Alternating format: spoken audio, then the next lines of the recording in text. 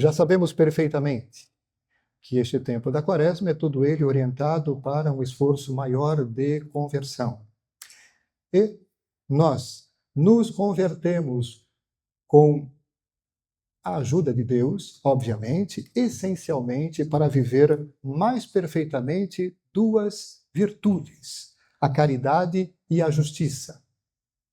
Com relação a esse fato, o fato de buscarmos viver de maneira mais perfeita, mais profunda, ambas as virtudes ou atitudes, chamo a atenção de todos para uma questão que toca ambas as coisas, ambas as virtudes, de uma maneira particular e que exige vigilância. Vigilância para resistir ao pecado, e ao pecado que eu quero destacar hoje de maneira particular. Trata-se do que chamamos de julgamento temerário. O que é isso? O julgamento temerário consiste em ter por certo, como algo absolutamente certo, sem motivo suficiente, um defeito moral do próximo. Por exemplo, eu considero simplesmente a aparência, nenhum outro elemento, não conheço a pessoa e já suponho a prática de um pecado grave, de um pecado mortal, sem que tenha nenhum motivo que sustente isso. Isso é o julgamento temerário. Trata-se do assentimento interno dado a uma sentença condenatória. O assentimento interno, no caso, dada a uma afirmação, uma sentença, verdadeira sentença, eu acabei de condenar a pessoa no meu coração, é ao menos uma falta, pelo menos, já de cara, uma falta contra a caridade. E ela será grave em questões graves.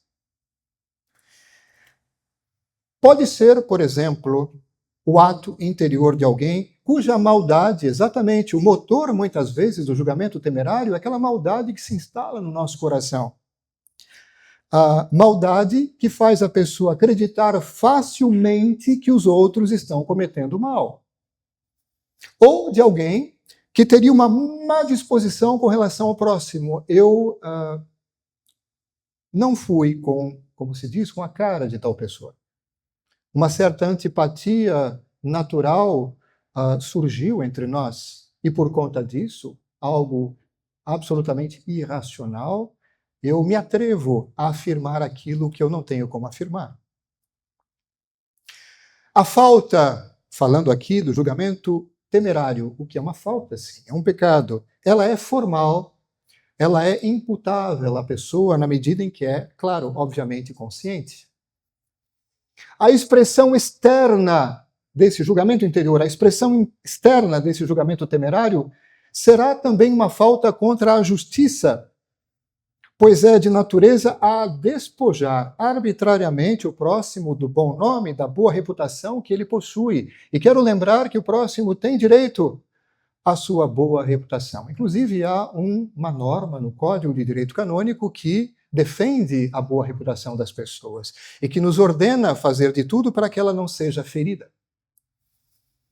Para que este pecado seja grave, o que é necessário? Para que o julgamento temerário seja grave, são necessárias as seguintes coisas. Que se trate, obviamente, de coisa grave. Se, por exemplo, eu me deixo levar por um julgamento temerário com relação a uma banalidade, algo que não tem nenhuma relevância, nenhuma gravidade em termos de ação moral, claro que esse julgamento temerário não será grave.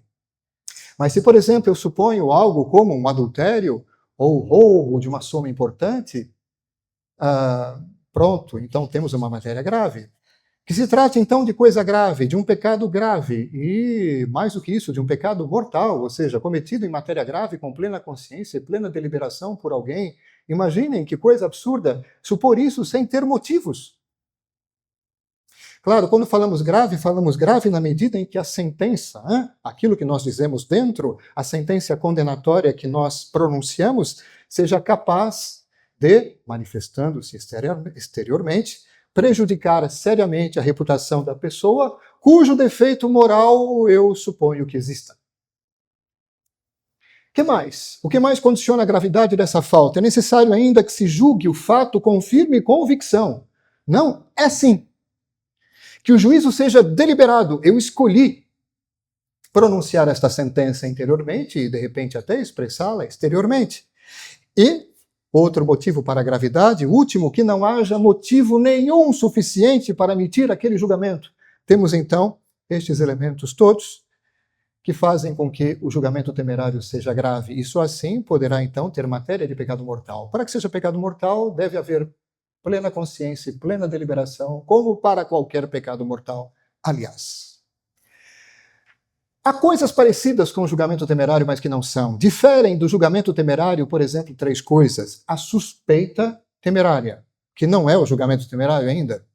Suspeita temerária, isto é, a opinião não bastante fundada, tem algum fundamentozinho, mas não bastante fundada de que o próximo tenha cometido alguma falta. Há alguns indícios, mas não é bem suficiente. Nós temos aqui uma suspeita. Depois, a dúvida temerária, pela qual se suspende, sem motivo suficiente, o juízo acerca da bondade do próximo. Não sei. Não tem por que suspender, é simplesmente afirmar o melhor, como nós veremos no final.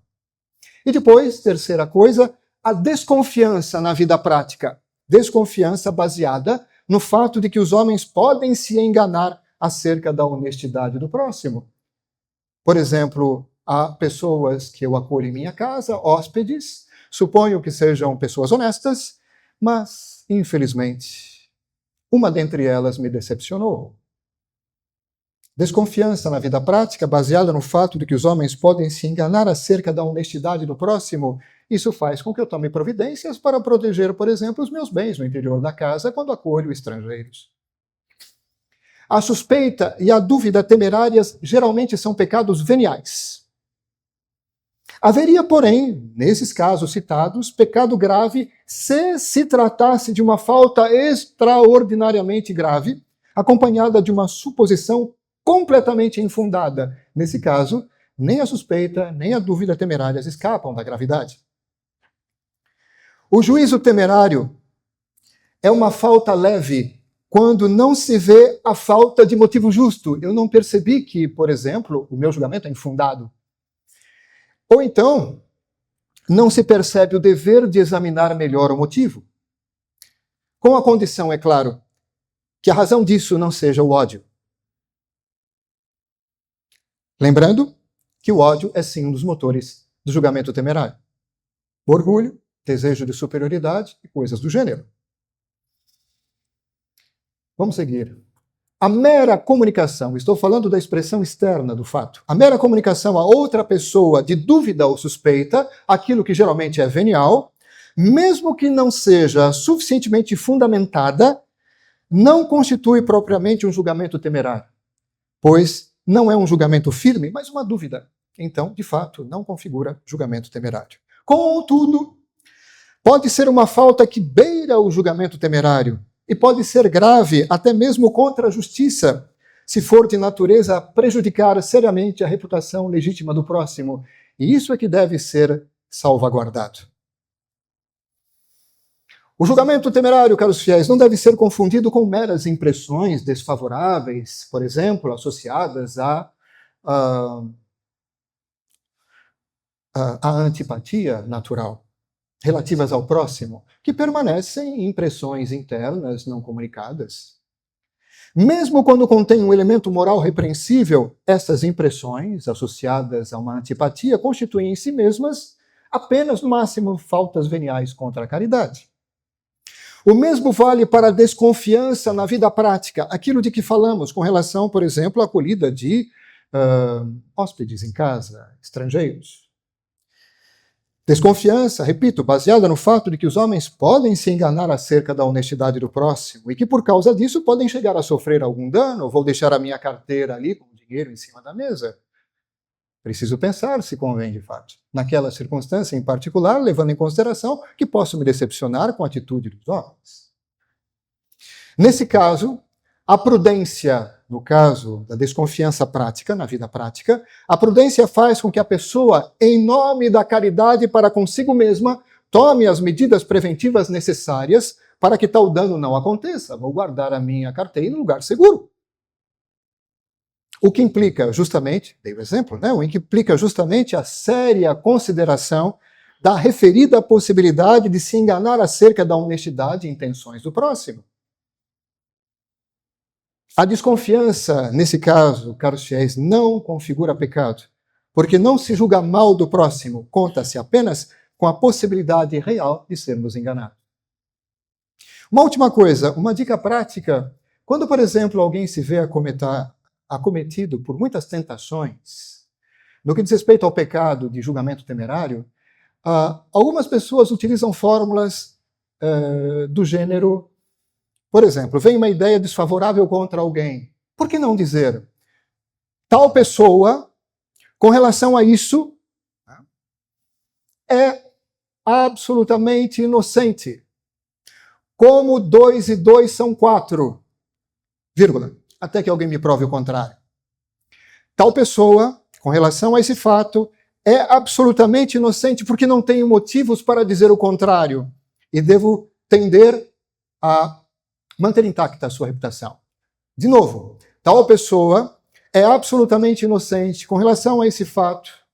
Como 2 e 2 são 4, uma certeza, assim como o julgamento temerário, parte de uma afirmação firme, peremptória, da mesma maneira, eu também firmemente digo, essa pessoa é inocente. É uma maneira de resistir àquela tentação pela atitude contrária. Resistir à tentação de julgamento temerário pela atitude contrária, afirmando firmemente e peremptoriamente a sua inocência, até que alguém me prove o contrário. Ou até que a própria pessoa o diga, confesse o seu crime. Aí é uma constatação, não tem mais julgamento temerário? Agora é diferente. Mas enquanto eu não tiver elementos, ela é inocente. Ela é inocente. Como 2 e 2 são 4. Louvado seja nosso Senhor Jesus Cristo. Em nome do Pai, do Filho e do Espírito Santo. Amém.